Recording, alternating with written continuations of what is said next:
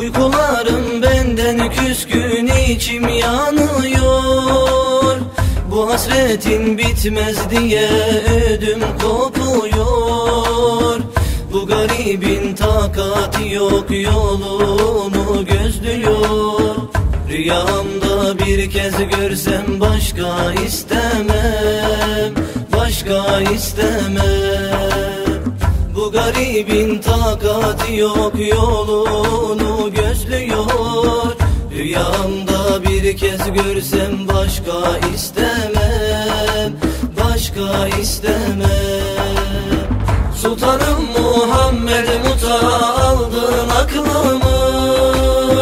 Sendeki aşk bir başkadır, yaktın canımı. Ne tarafa döndü isem sardın yanımı. Yüzün göster bir kez görem, başka istemem, başka istemem. Ne tarafa döndü isem sardın yanımı.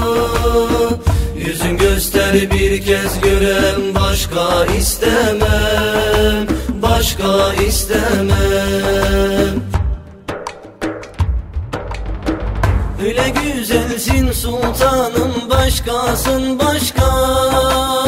Seni gören bilen kişi geliyor aşka.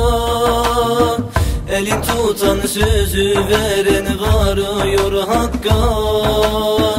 Ellerini uzatın olur, başka istemem, başka istemem.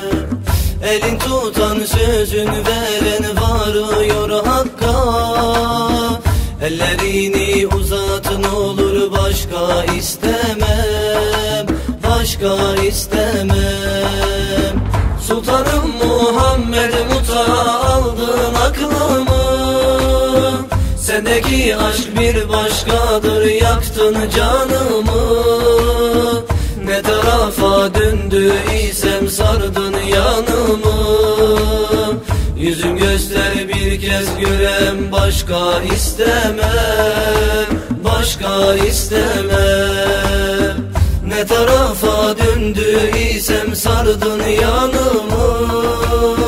Yüzün göster bir kez görem, başka istemem, başka istemem. Ne tarafa döndü isem sardın yanımı.